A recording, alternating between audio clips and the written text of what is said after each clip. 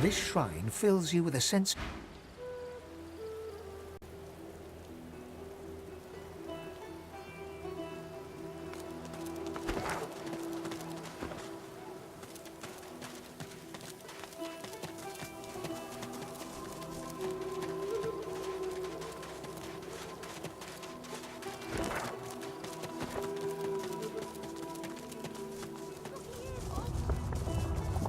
That doesn't sound promising, does it? Makes my bones itch.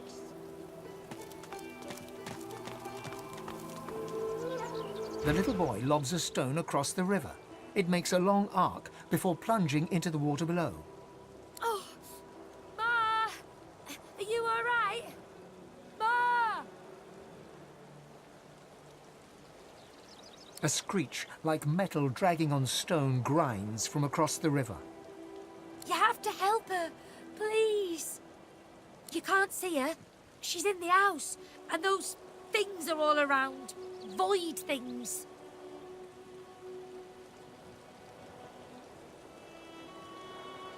There was a fight.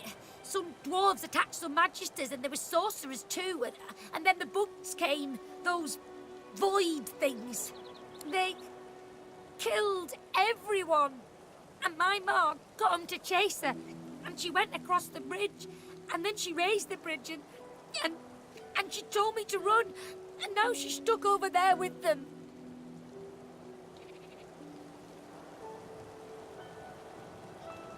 Not without Ma. Family doesn't just leave each other. You will. Maybe you can cross the river then. Ma lifted the bridge, but there's got to be another way, right?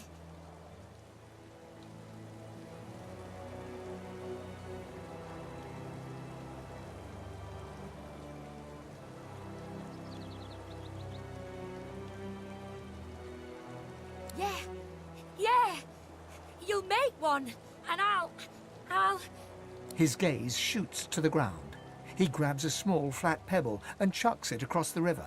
Again, it lands in the water below, well before reaching the other side of the cliffs. I'll keep distracting him.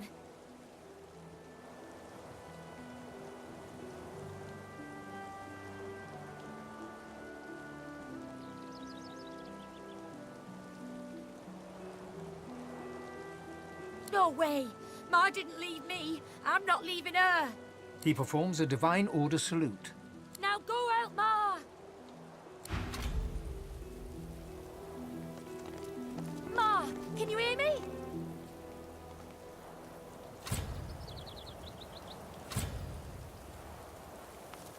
Ma, can you hear me?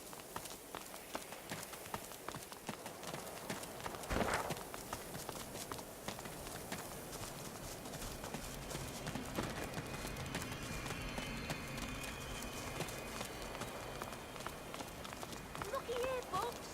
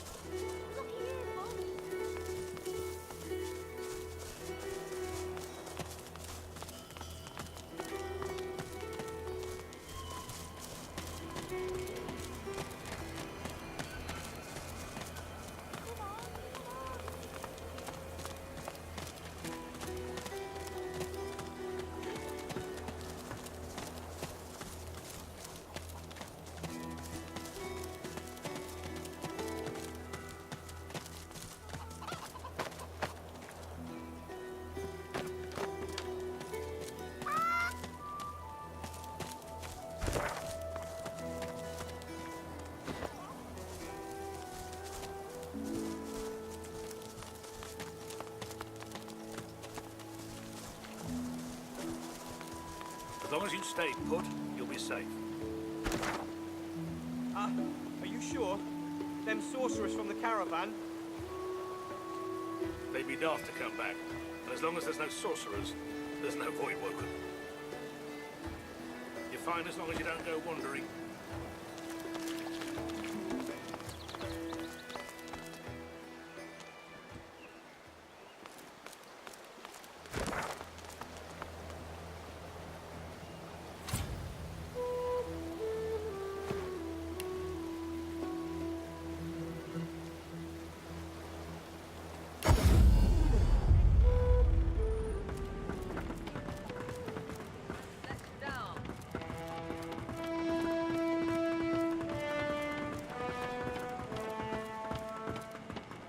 I've plenty of fighters for hire. Experts in blades, bows, and bewitchment. Oh, I see you have a full contingent.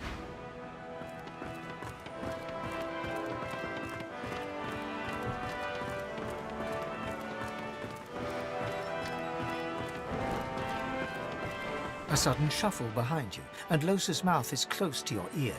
Psst. Hey, Chief. I need to have a little chat with old Mouse about something. Mind if I butt in?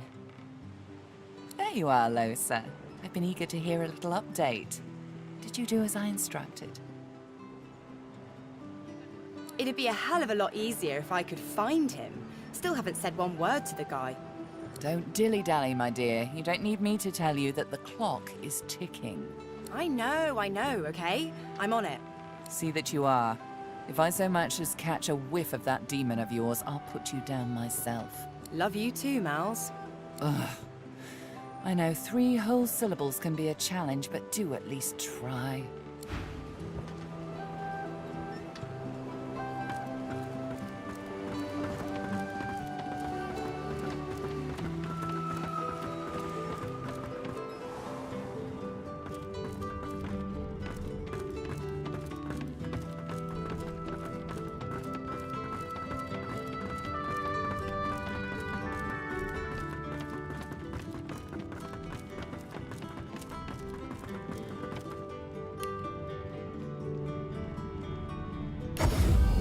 Keeping it together, Bree. I'm all right, as long as I don't think about it too much. You're safe among Back for a friends. return visit, are you? Have at it. Got yourself situated.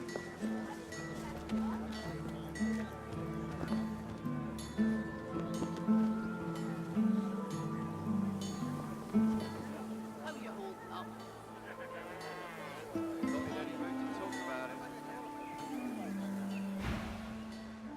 Yep.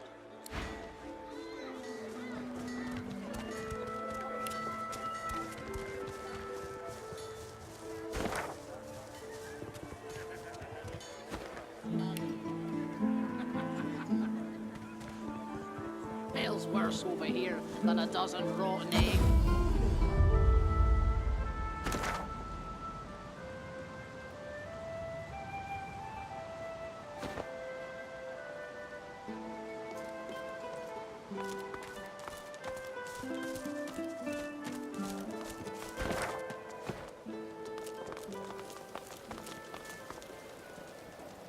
A senior paladin sits hunched over a tattered map. He registers your presence, sits back in his chair, taps his fingers on the map.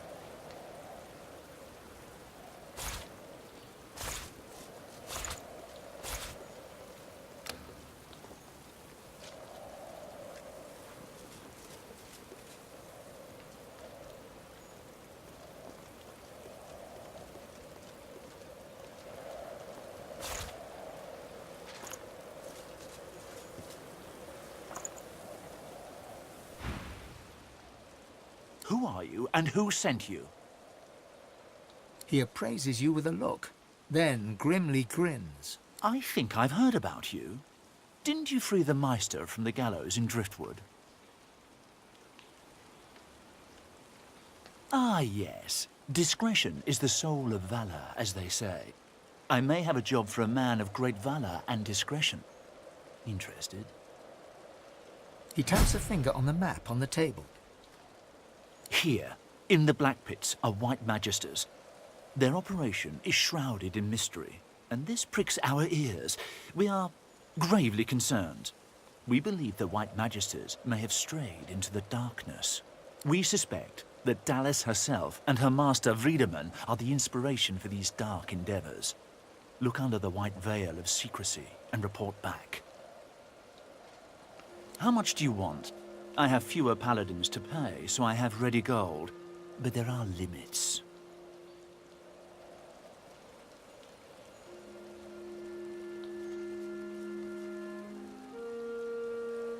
You think very highly of yourself indeed.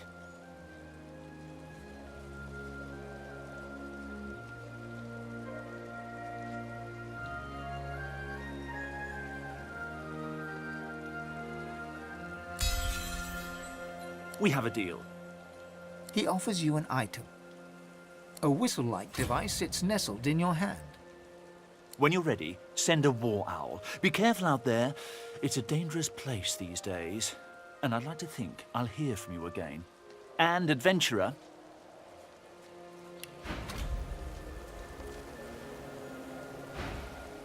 He looks you in the eye. don't get caught.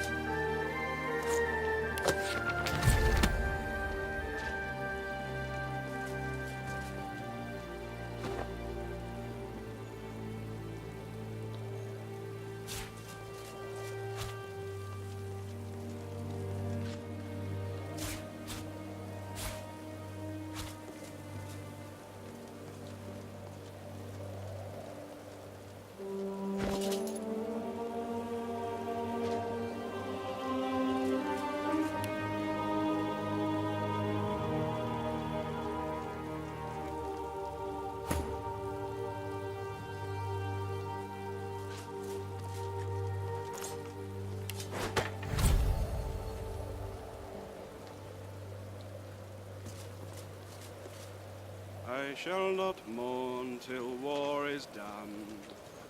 I shall not weep while blood still runs. I'll hold He looks my up from his tears map. when weeping comes.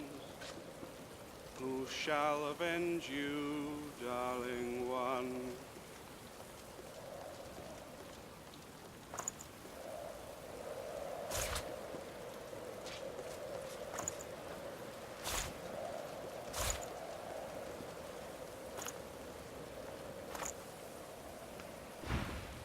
I notice that I've yet to receive your war.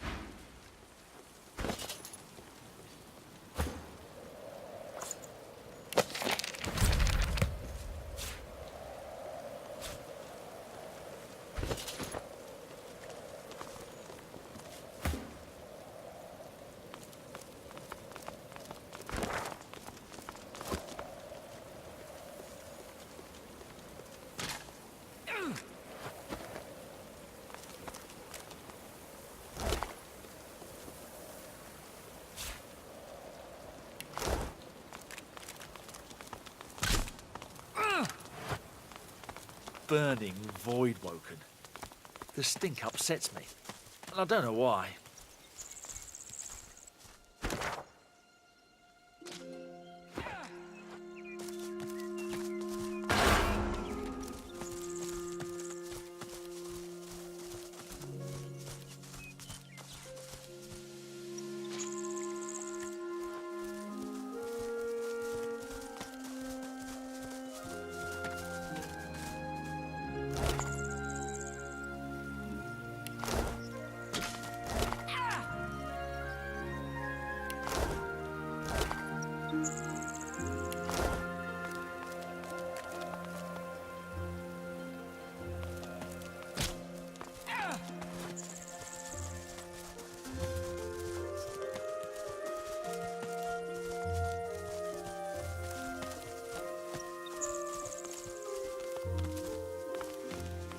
I should keep my voice low. No need to wake the dead. Look who's come to join the party.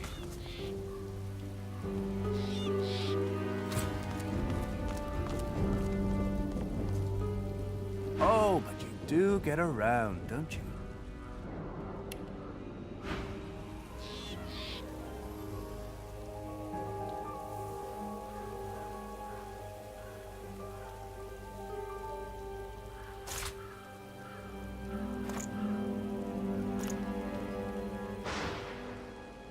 He takes a satisfied sniff and rubs his hands together. His lips stretch into a mischievous smirk.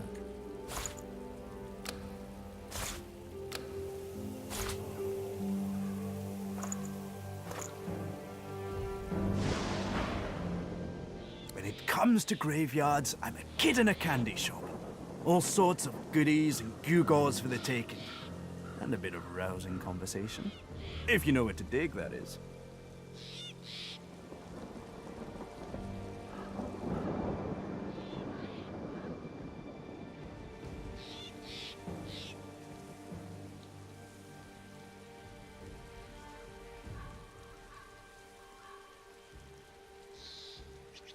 Well, it's not just decomposing flesh and bone dust underfoot, you know. Why, the very essence of decay flavors many an essential oil and tincture. I'd expect a godwoken to understand. Pity. He presses a forefinger against his chin and hums. You understand enough, and there is something my heart, such as it is set on. Oh my, just adorable you are. I dare say you'll enjoy this story. Somewhere in this graveyard lies an object of tremendous power. Or so the legends say, anyway. Belonged to a family buried near here, the Surreys. I've been reading up on them. An ancient clan of eccentrics and oddballs. Fascinating people, truly. Old Joanna was the last.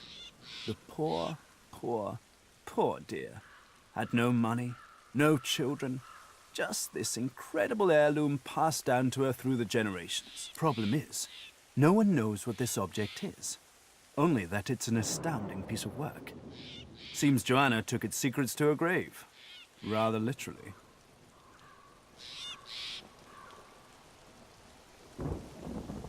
His coy grin freezes. Hours spent on scholarship are never hours wasted. Tarquin sighs and his lips unfreeze. For a moment he looks almost modest. It pains me to say, but you've talents in the adventuring department that I do not. This heirloom could prove valuable for both of us.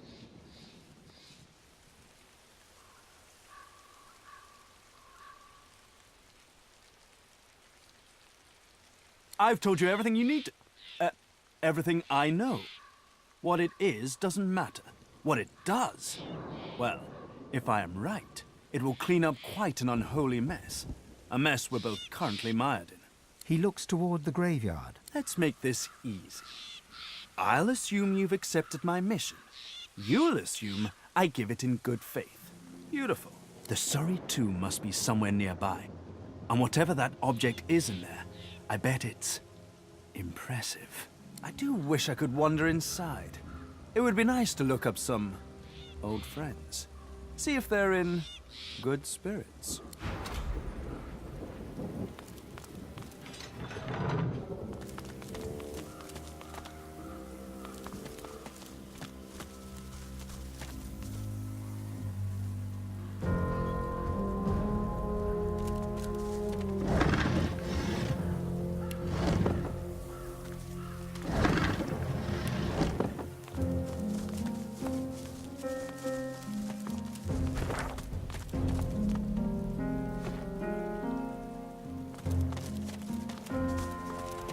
Did you expect a needle?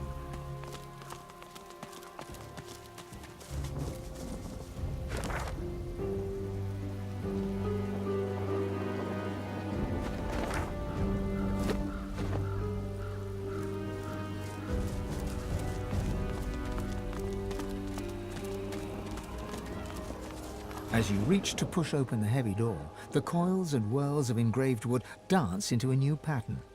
The semblance of a face arises, a face that seems to look right through you. A little sorcerer, come to play. You are a sorcerer, are you not? Perhaps even God-woken? Silence greets your answer. In the distance, you hear the screech of an eagle. Worryingly closer, you hear some kind of a moan. Time passes. At last, the lips on the door creak open and the door speaks. Enter. The face melts back into the wood of the door, and the whirls swirl back into a floral pattern. A loud metallic click can be heard from deep within. Nice. I've always wanted to explore a haunted house.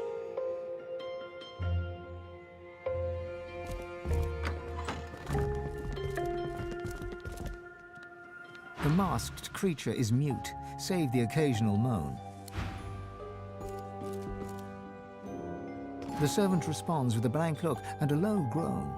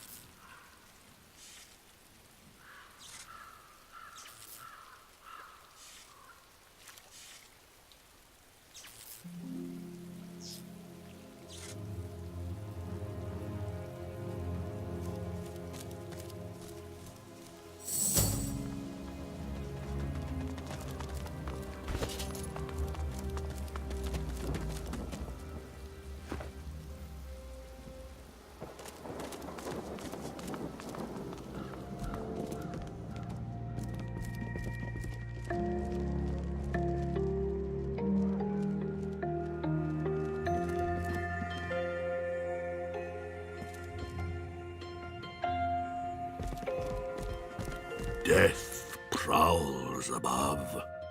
Ascend only if you seek it.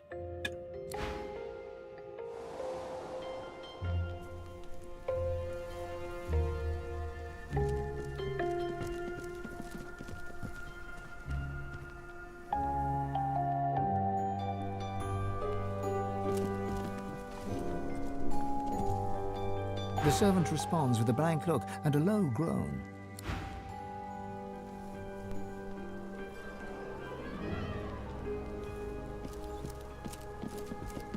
The servant grumbles.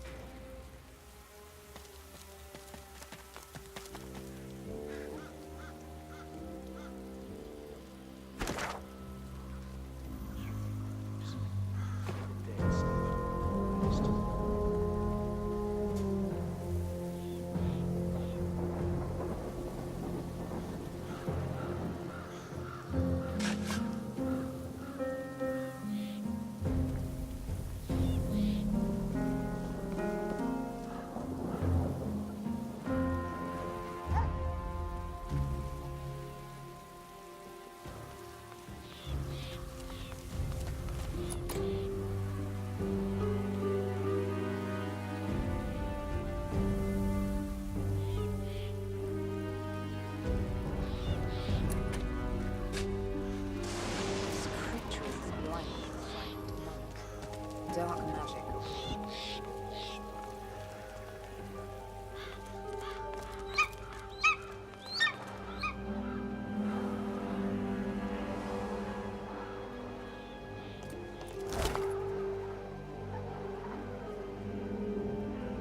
The eagle glowers at you with one baleful eye, keeping the other eye firmly trained on the stringy morsels of rotting flesh dangling from its beak.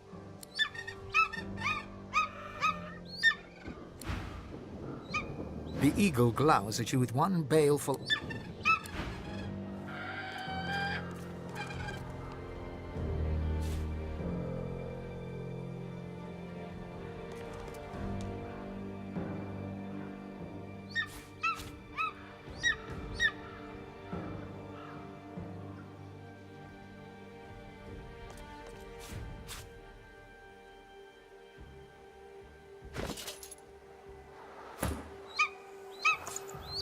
Biting deep into the rotting flesh, your senses are assailed with a rank odor of meat long past its prime.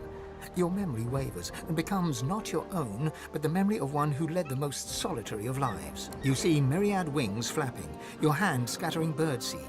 You hear the screeching of eagles, the tearing of flesh. All of your life is centered on this place, this pedestal of death. All of your life is dedicated to feeding your eagles the meat of your dearly departed people.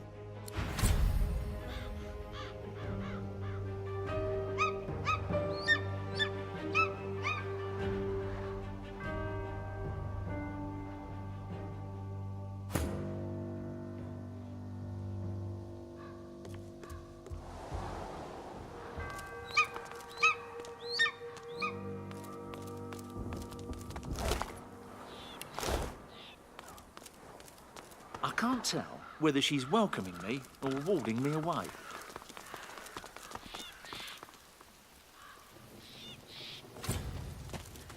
I've spotted something. The statue gestures towards the heaven. The servant responds with a blank look and a low groan. What's this? I found something. The headless statue looms over you. Its plinth bears the same rotation scratches as its counterpart.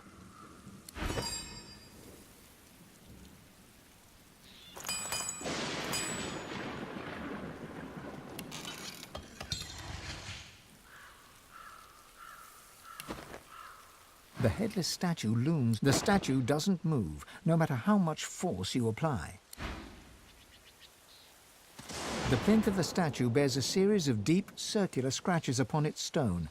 The statue rotates with little resistance. The sculpture looks impossibly heavy, yet turns with little effort.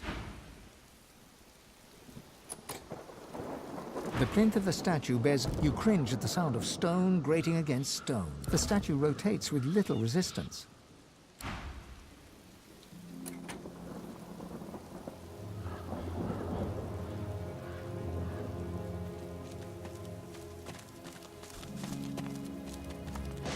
I've spotted something.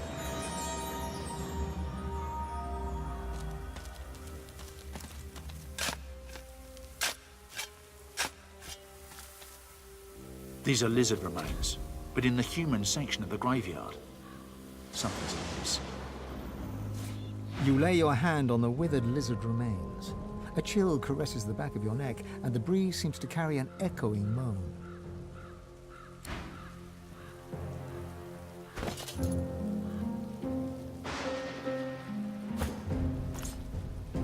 You struggle to focus on the so-called healer looking down at you. Nothing but a human quack. The end is you croak out a last plea, to be burned in the lizard tradition, but it only comes out as an unintelligible squeak. The human frowns in confusion. Everything goes dark. You savage! I hope you choke on me.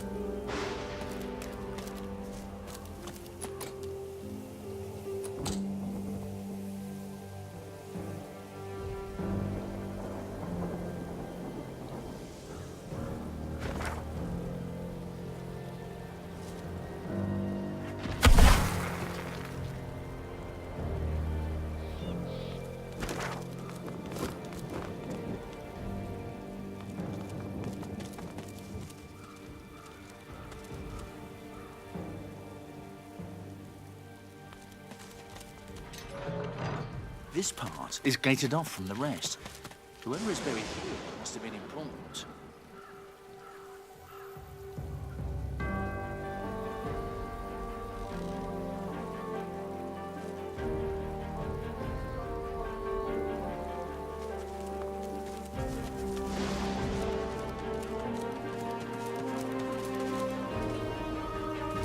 It won't respond to my touch.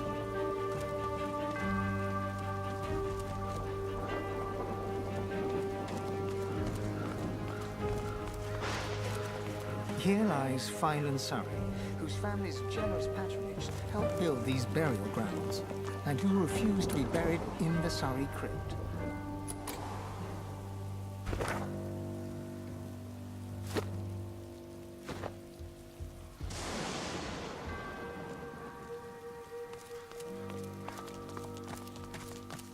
The lizard hums tunelessly, not a melody exactly, but more of a meandering moan.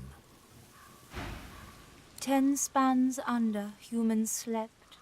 10 spans up, the dwarves were kept. Lizards burned in lasting flame. Elven trees towards skies did aim. She looks to your left with one eye, and to your right with the other. It helps me remember where the dead go. Sometimes they don't stay where I put them. That's okay. She smiles at you with the innocence of a newborn. The hum still throbs in her throat. She flinches as you move closer. No, no touching. Her humming fades. The eerie silence lasts for several seconds. Riker might get mad. He doesn't like it when someone touches his things. She shivers and whispers. Powerful sorcerer. Lives here, right in the garden. He can take the you from you. No brain, just body. She points at her head. The servants, they got nothing up there. Riker has it all now.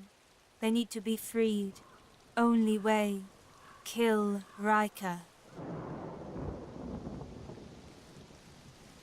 The servants, so lost, chained by Sorcerer Riker, but they can still go home to the hall. set them free. The ensuing silence lasts for several seconds, until she picks up the melody once again and turns away.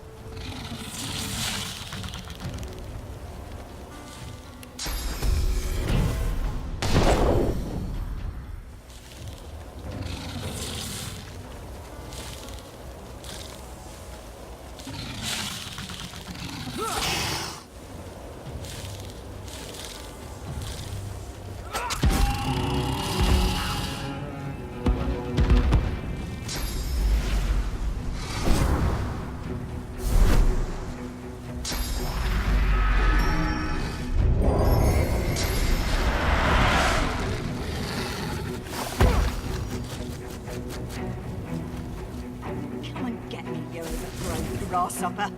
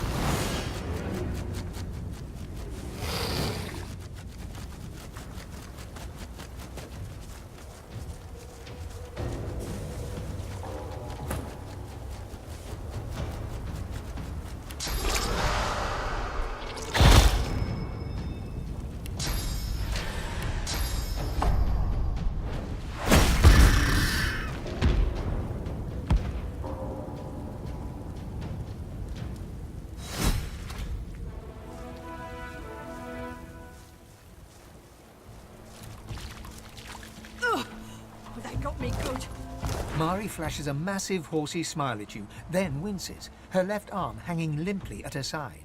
By the seven, that was something. What'd I tell you? Nice scratch on me. None that last, at least.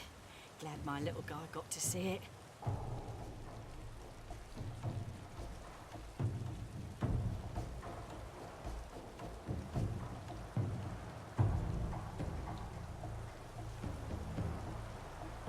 Oh, sure. Just a nasty bruise by the feel of it. May have to lay off blasting beasties for a day or two hereafter. The fighter's lament. Didn't catch your name, though. I'm Mari. Barin? My loyal lad. I gotta run or waddle back over to him.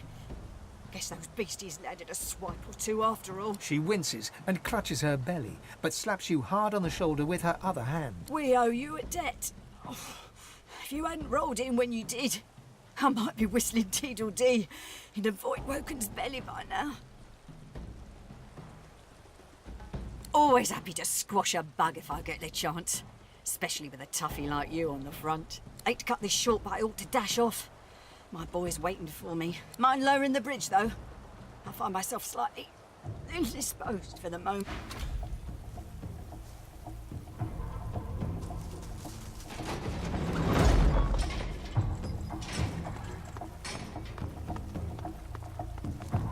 There you are, my good-looking lad.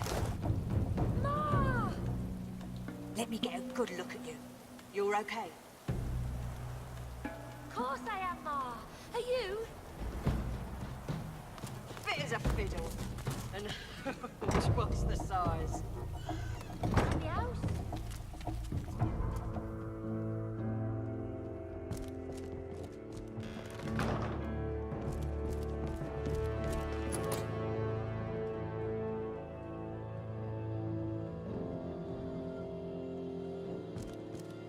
Good look at you. You're okay? Of course I am, Ma. Are you? Fit as a fiddle. And twice the size. She'll be fine.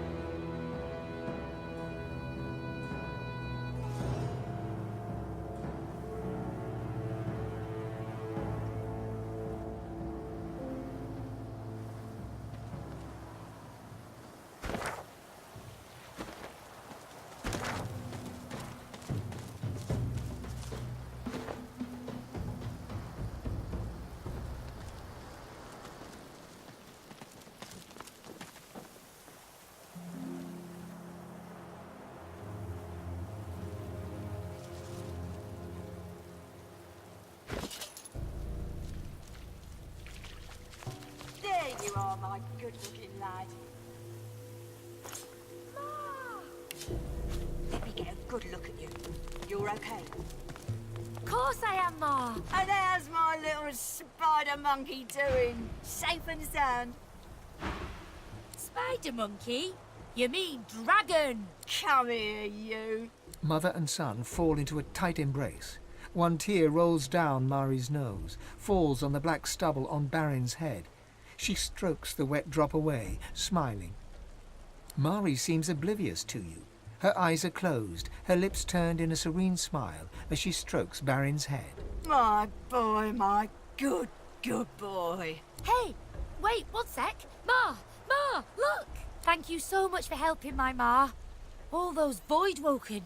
Sheesh. Thank the gods everyone is okay. Thank the gods. Oh, thank the mum. And our friend here too.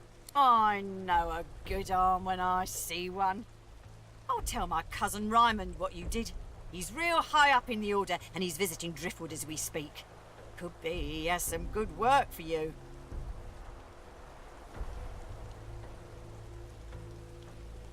Reckon there's space for us in the Magister's barracks. Raymond ought not to turn down his own cousin. Some dwarves, locals, attacked a Magister caravan. Must have been sorcerers inside. Voidwoken must have sensed them. Came in formation like a proper battalion. Never seen anything like it. Mari looks to Barin and flexes. He does the same back at her. Luck wishes. We're off into town. Best of luck to you, mate. And come say hi if you make your way inside.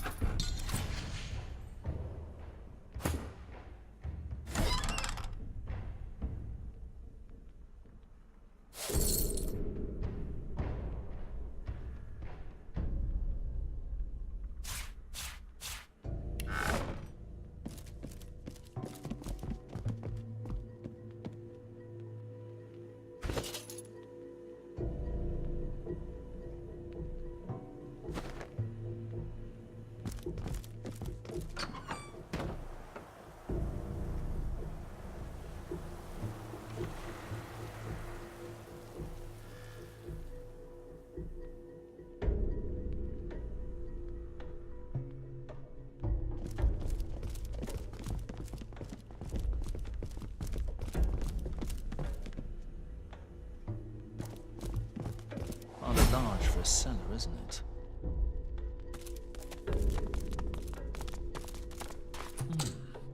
I'm sure there must be a safety switch down here somewhere.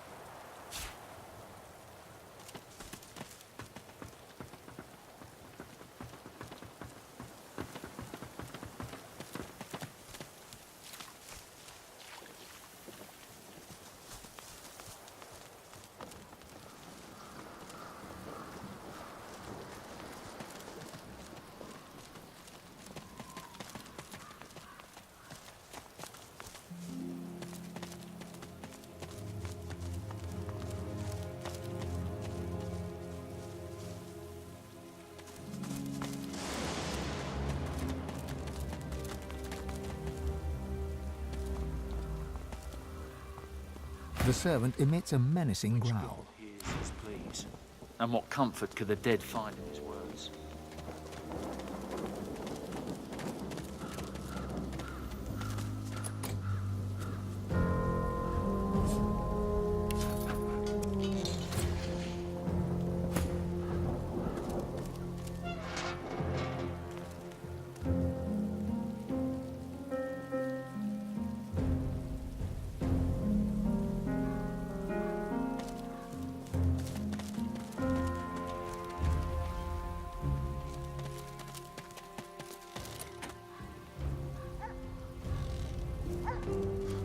The dog growls and bares its teeth at you in a wide, unsettling grin. You swear you see a worm emerge from its grey-pink gums, then burrow back in.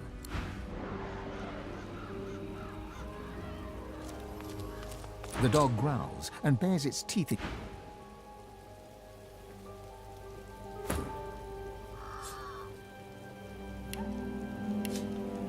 Slobber drips from the dog's belly. The dog raises its head to the storm.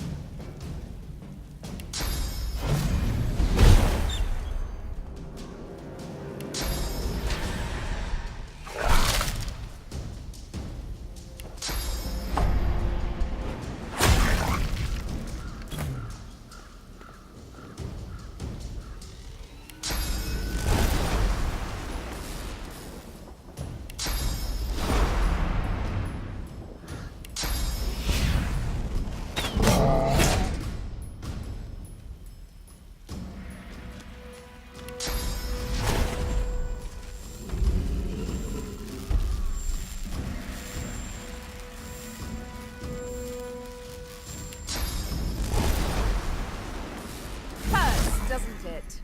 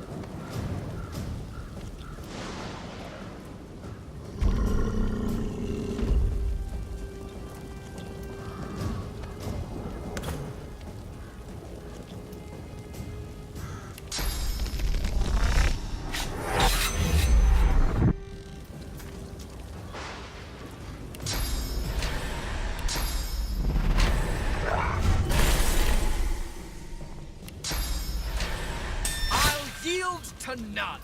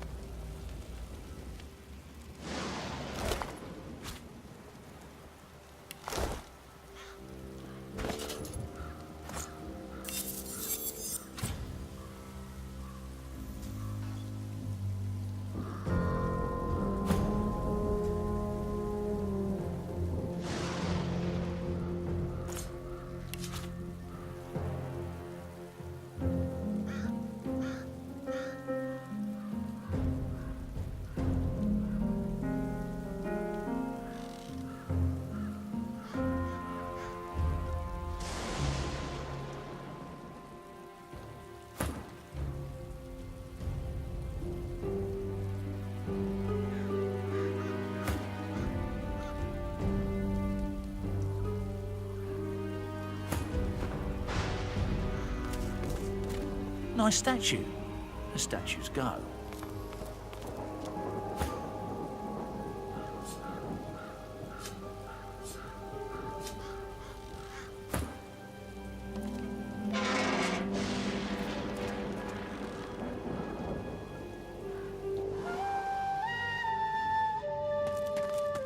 So still here, like the air itself's been petrified.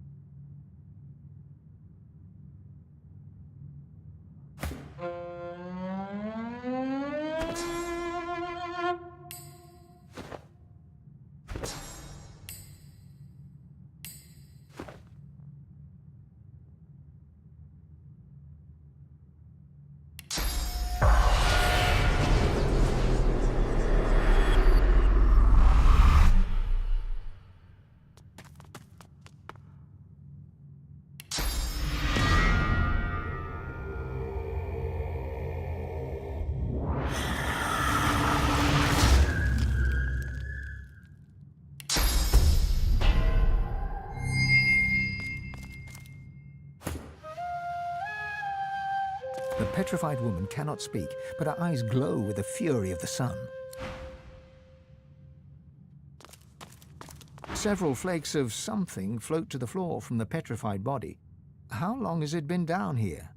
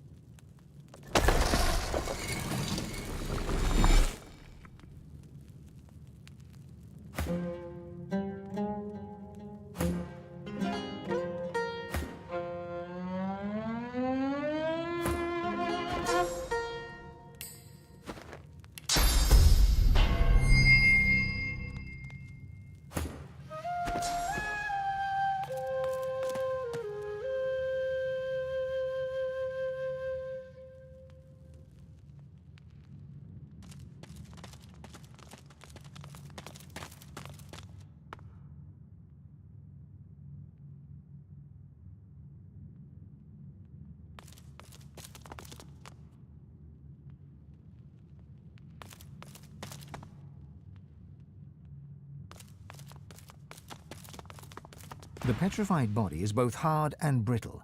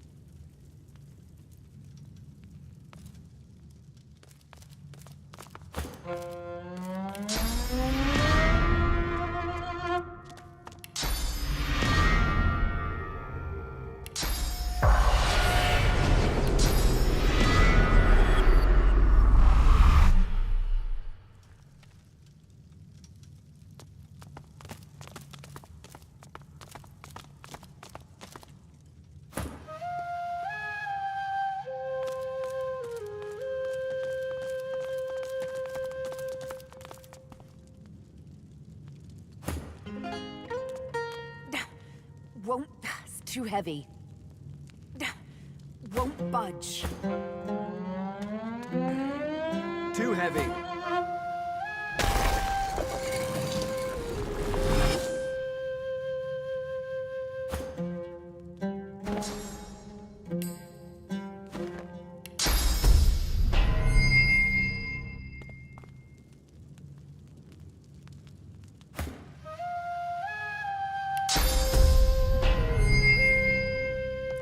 Well, isn't this rich? Cursed by a coffin and rescued by a random rube. The indignity. She huffs in annoyance and rolls her eyes. Oh, all this trouble, and for nothing. Never figured I'd need frost armour.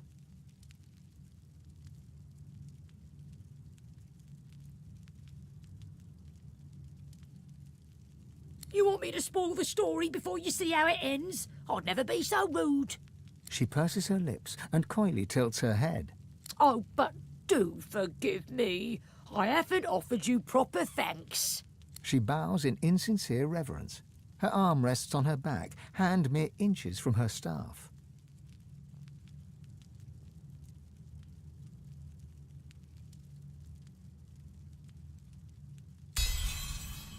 She pauses and considers, then rises from her bow. Oh, honey, so naive. Anathema's still out there, and I'm not keen on competition, if you get my drift. A jolt of cursed fire flares from her staff, and you brace yourself for battle. Bring it.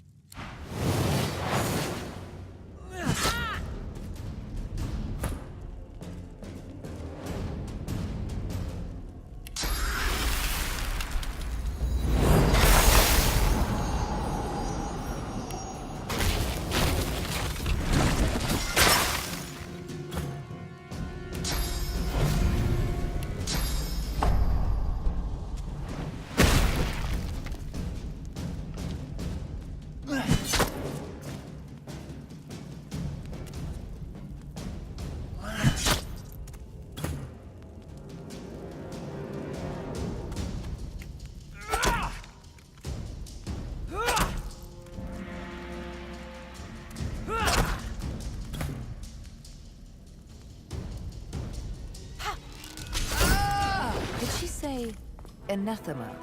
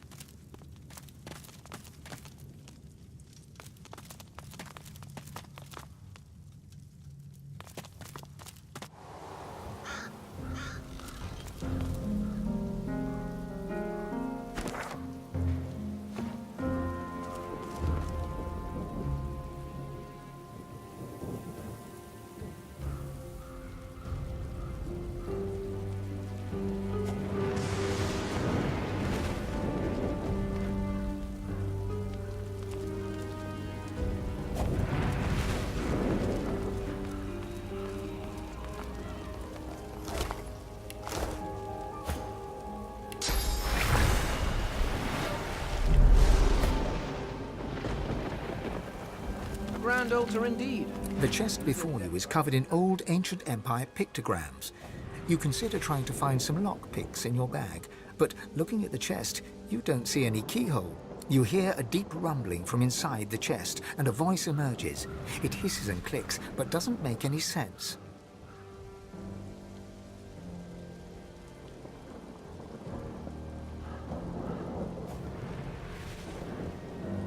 The chest's chatter gets louder and angrier. It refuses to open. The chest before you is wreathed. You lean in to examine the images further, but are driven back by the intense heat of the flames.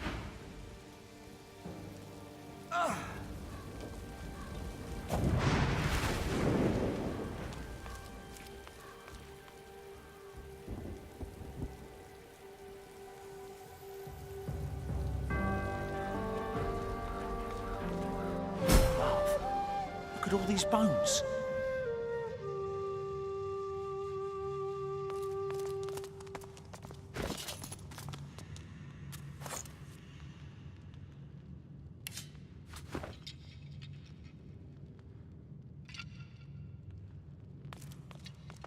What's this? I found something.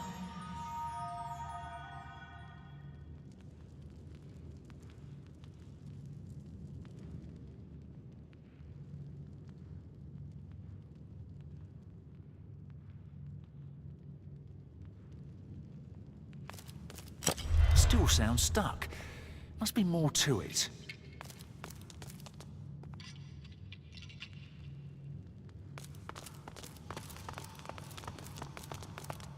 What's this? I found something. Ah, success.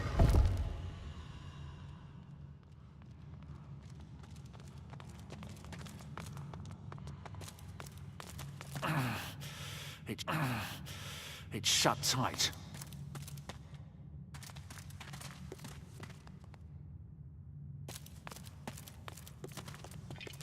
Garbage.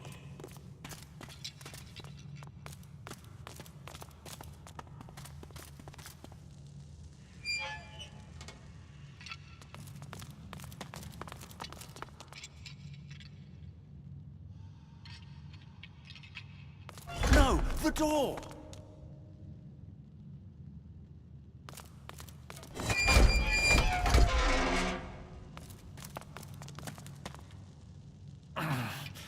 It's shut tight.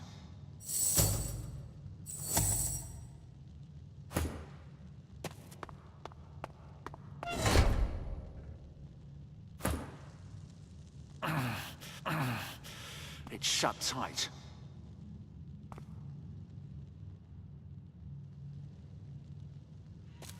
I've got to say, I think we're onto something interesting here. Well, I think I should focus on getting this demon out of my head. And of course, I think you should help me. And if we pick up a few new source tricks along...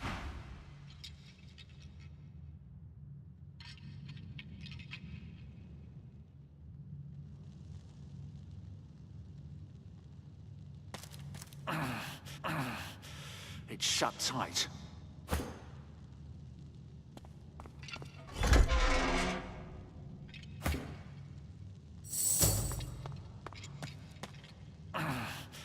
It's shut tight.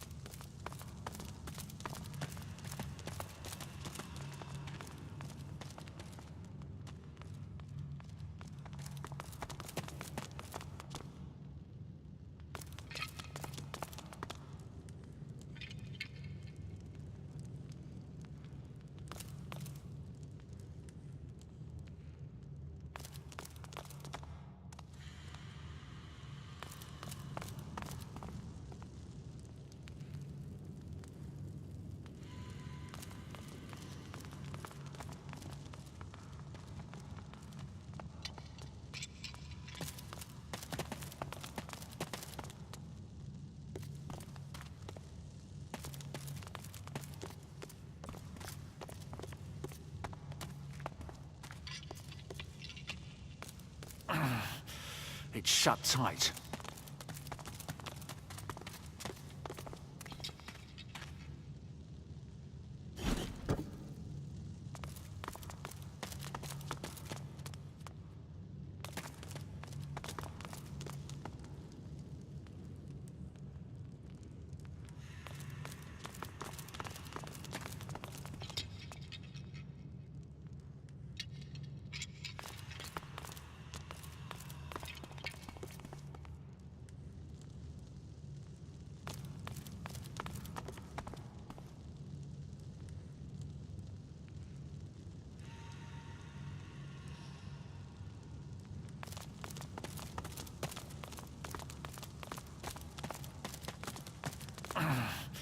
It's shut tight.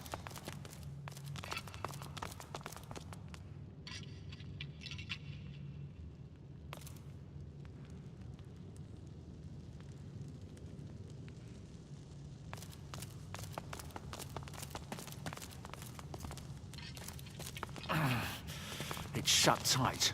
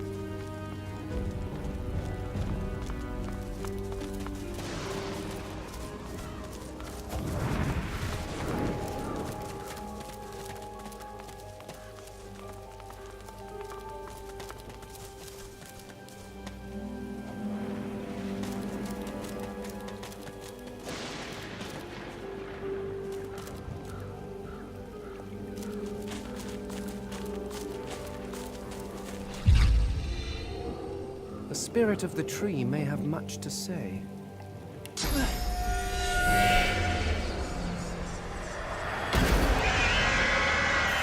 An undead elf steps from the shadows. He looks powerful, but when he speaks, he is in pain. Welcome, Godwoken, to your grave. I promise you decay.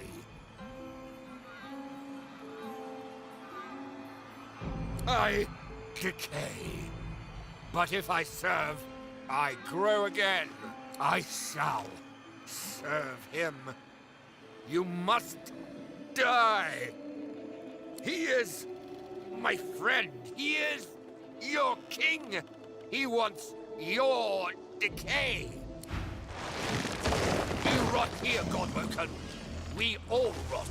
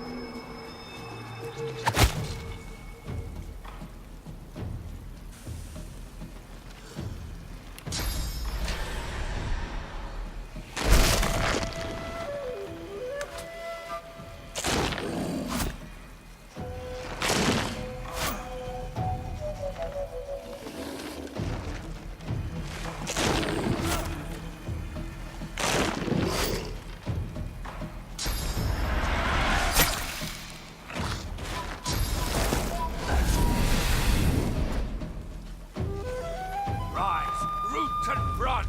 Obey your scion! Defeat my enemy!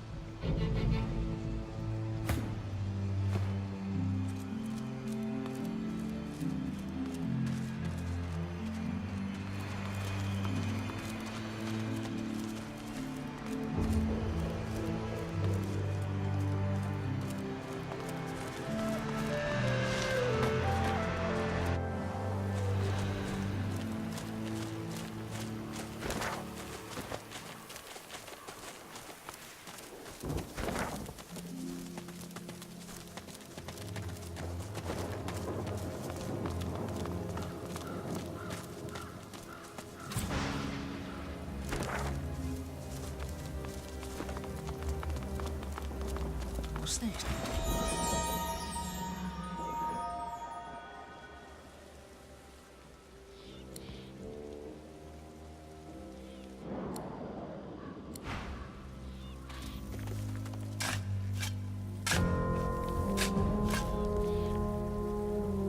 The skeleton tries to brush the dirt from his clattering bones, then frowns. The moistest bits are still stuck in his cracks and crevices. Thanks. You're probably looking for a reward, but I haven't got much. Except, you know, the wisdom of the ages. He pokes a finger against his ossified head. I'm a bit of a philosopher, you see. Not much else to be, what with all that thinking time.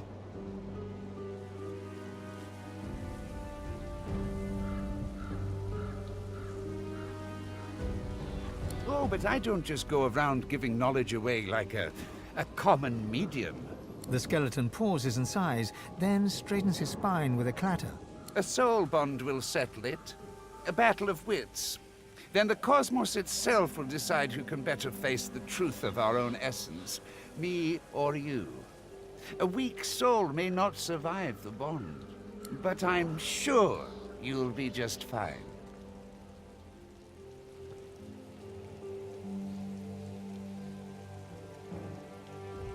Oh, how fun. Just touch this bone on my rib cage here, right over where my heart would be, if, well, you know. You reach for the rib in question, but nothing feels different. Not until you try to pull your finger away and it remains glued to the bone. All right, mister. Deep thought. First up, our purpose in life. I say it's to accumulate knowledge. Pretty great answer, eh? Can you do better than that? His jaws clack together in a show of self-assurance.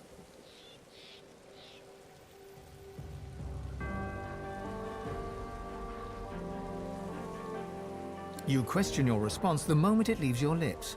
Your entire body shivers anxiously as you wonder, what is this life's true meaning? You poor, precious, pathetic thing. That's what happens when you gaze into an unseasoned soul.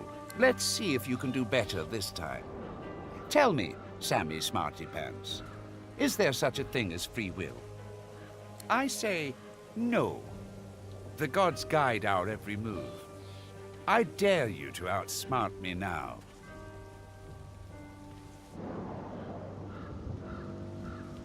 You are immobilized by fear. Fear of the unknown, fear of nothing, fear of everything. It aches, as if the weight of the world presses against your skull. Aw, you're as weak as a kitten. There, it'll be okay. I hate to ask another question, but the bond demands it. Sorry and all that. So tell me, is there a difference between right and wrong? Don't hurt yourself now. I know how trying this must be for you.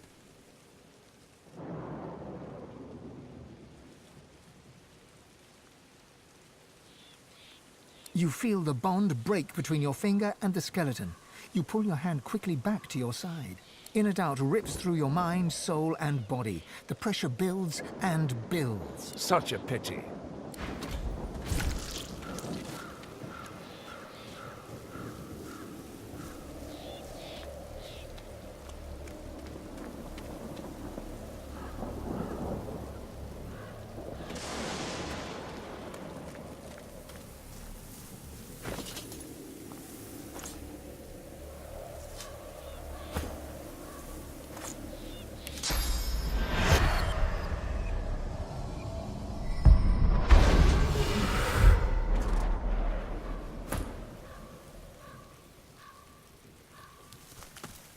if it ain't Francis Philosopher. Looks like you recovered from your existential crisis. I hope you find that wisdom you're looking for. Won't be from me.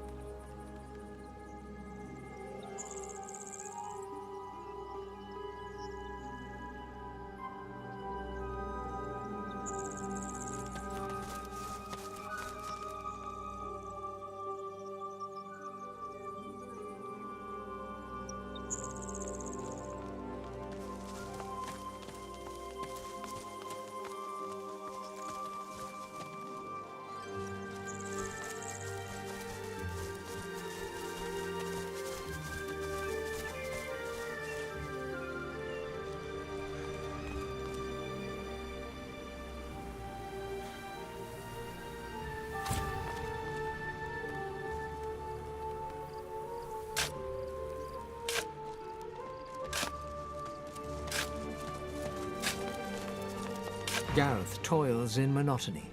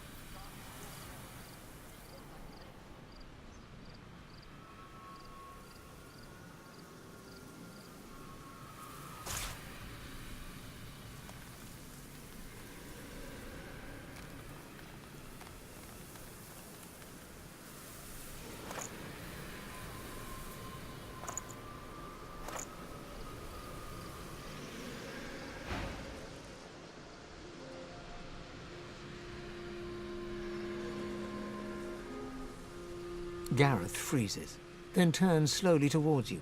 His breaths are steady, his voice a monotone. I'm digging my own parents' graves. You'll have to forgive me for not being first-rate company. Gareth moves to continue his task, but his cadence falters. He pauses. Silence hangs, begging to be broken. No, of course you didn't. Godwoken, I've seen Seeker's blood seeping into the sand. I waded through corpses on the deck of the Lady Vengeance. But when the lifeless eyes looking back at you are your own mother's, I just didn't know. I didn't know what darkness lied beyond pain. Now, well, now I do. Gareth shies away from you. His eyes pass over the half-filled graves, and he takes a shuddering breath. Comfort! Even Lucian has none to spare. I've prayed to him, an endless litany. How many tears do I have to shed?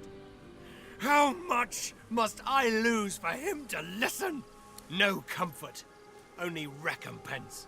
Against Dallas's cronies, against the abomination that carry out their commands. The monks do the dirty work, and the whites keep their robes clean. The monks that did it, they're still in the house, spreading their rancid smell. Paladins came to clean up the mess. In the name of Lucian, they say, and they seem to believe it. Gareth forcefully exhales and looks past you to the nearby house. You fear he might snap the shovel's handle in two. I've got no use for platitudes. Not from some mediocre sorcerer, inexplicably chosen as the Seven's special pet. You swear you hear Gareth's pulse, galloping faster than a saddled mount. You've never heard such a thing before, but you suspect Gareth's heart is close to tearing. If you want to help, then you find the craven wight that ordered their slaughter. Anyone that stands between you and truth, no matter the flag they fly or creed they follow, make them bleed!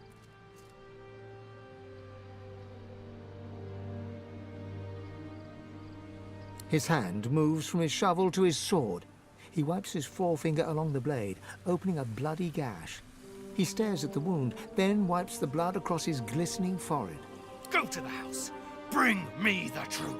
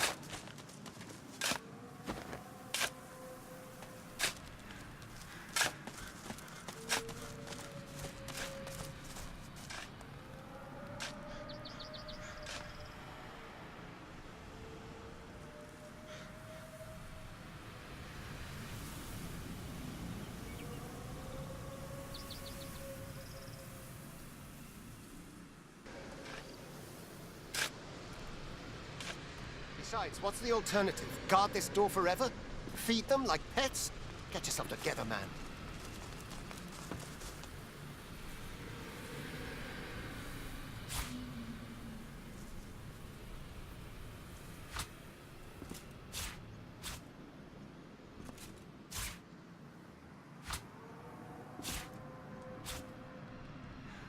That thing isn't Donna. It isn't anybody. It's a monster, pure and simple. All of them are.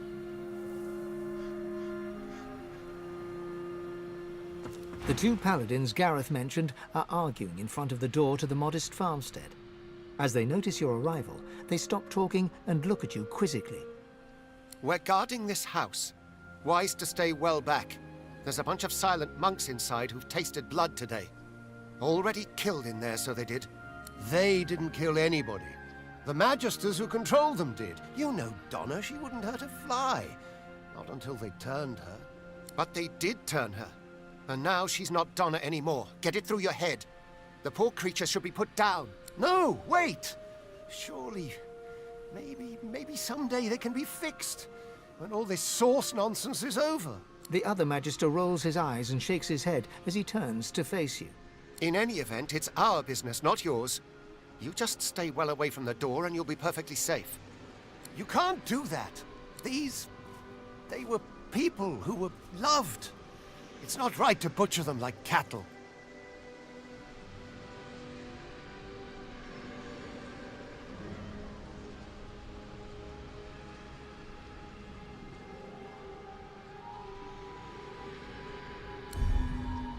Back off, man.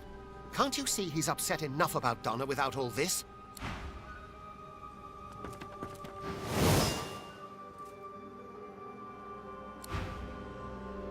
Back off.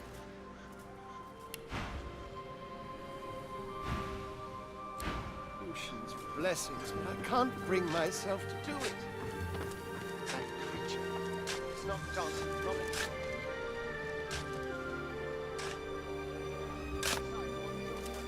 A mix of sweat and blood smears across Gareth's forehead. He looks to the house, then back to the graves and... This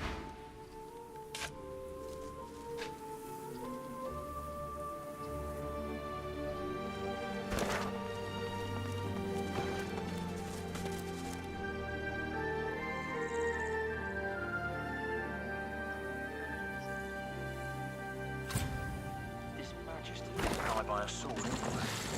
Something's afoot here.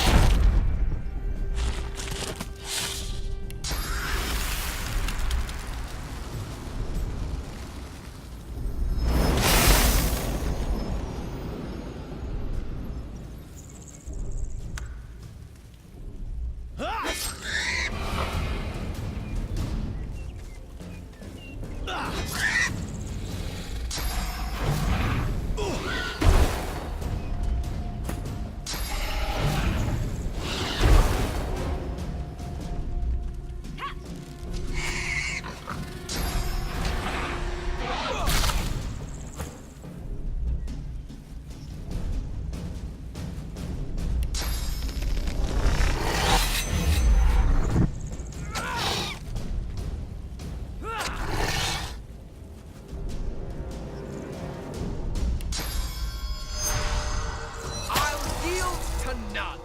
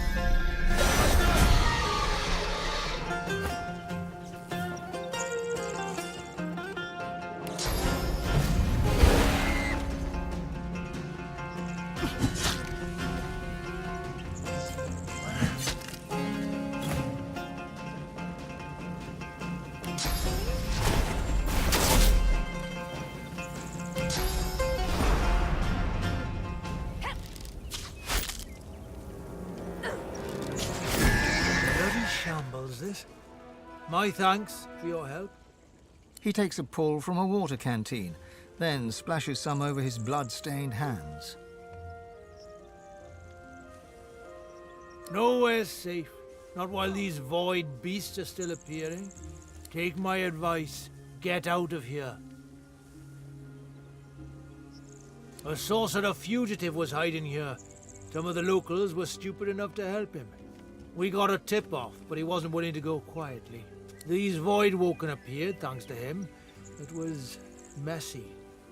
A lot of the locals didn't make it, and those that did, well, there's a price for helping sorcerers.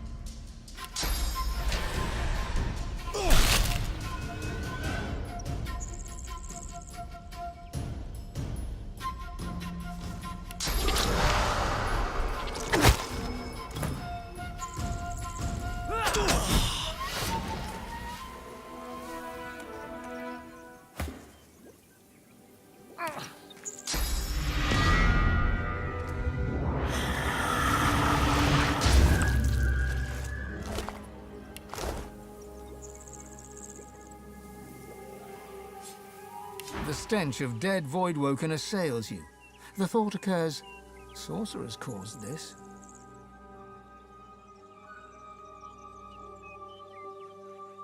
Nothing's all good, sure as nothing's all bad. Can't throw the whole world in Fort Joy. Source is like life, a twin of death. The sooner the Magisters accept this, the better.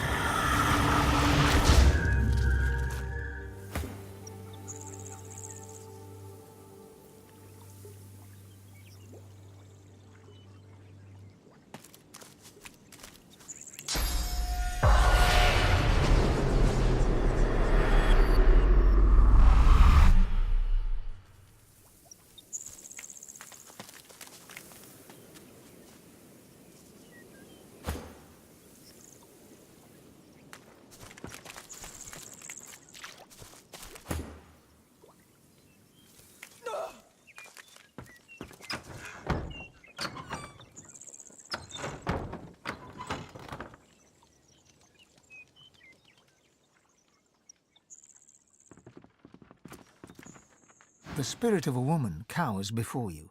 She has her hand clamped over her mouth in a desperate effort to stifle the whimpering. Something catches her eye. Terror swamps her, and she slips to the floor, screaming. Help! Somebody! Help! Voidwoken! The spirit is too lost in her own private nightmare to notice you. A fleeting moment later, she is gone.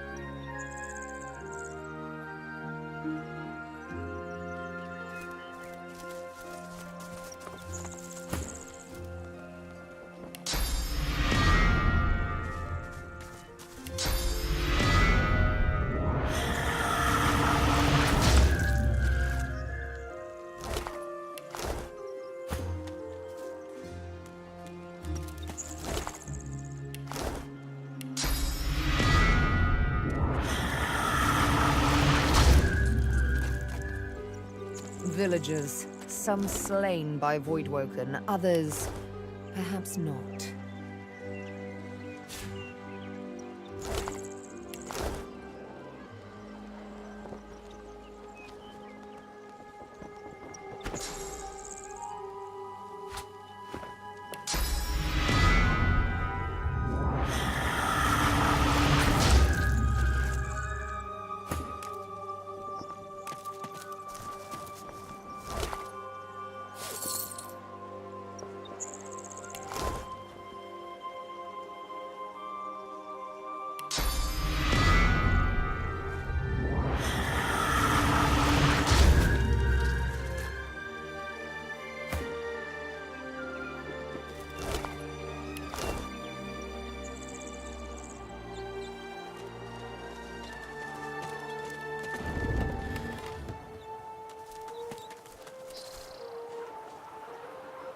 These people were slain by blades, not void-woken.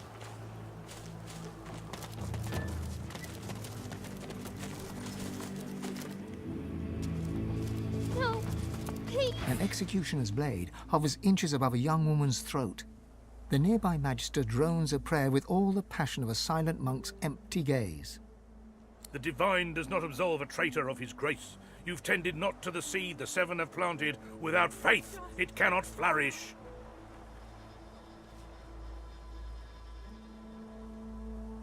He gives you a cool look and nods to a bloody corpse in magister's garb.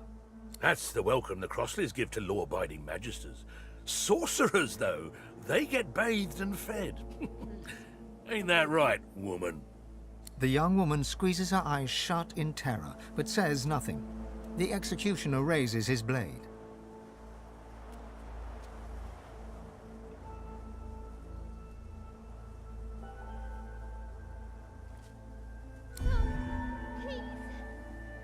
The executioner slides his finger along the shivering woman's cheek. Oh, but look at her. You're no girl, are you, my dear? You knew exactly what you were doing. He finishes the death rite. And so on your flesh it must feed. The executioner moves to his next victim, a young man who promptly spits in the magister's face. The magister scowls, wipes away the sputum, and nods to the executioner. There is no prayer.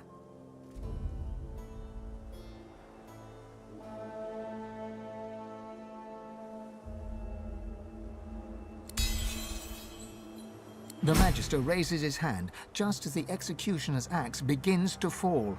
The ensuing pause is deafening. This man speaks truth. Boy, I'll let the rest of you live. But you're going to do me a favour. You're going to tell your friends and your neighbours and every stranger you meet about this day. He passes his gaze over the young man's remaining family, then to a corpse bleeding out nearby. A child's corpse. Tell them all about your lost little boy. Tell them about your so-called angel. Tell them what happens when you defy the will of the Order.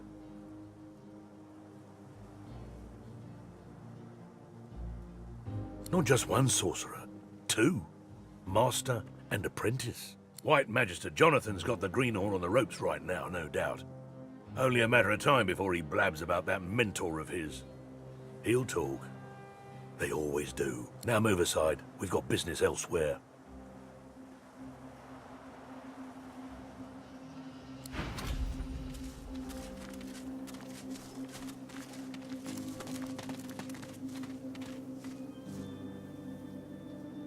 The young man grunts as he fruitlessly tries to free his hands from the heavy knotted rope. Thanks.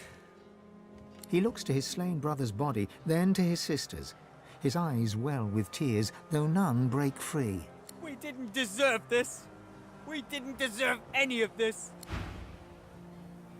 The woman tearfully stretches her bound hands. The grieving mother manages a... Thank you, strange. She blinks out more tears, then rubs them away with the back of her hand and puts on the bravest of faces. To lose a child. It's a mother's worst fear. I never imagined. It's true. What the Magister said, I mean. My brother's boy Gideon, he's got source in him. Now that his folks are gone, we've all he's got. He's been staying with us.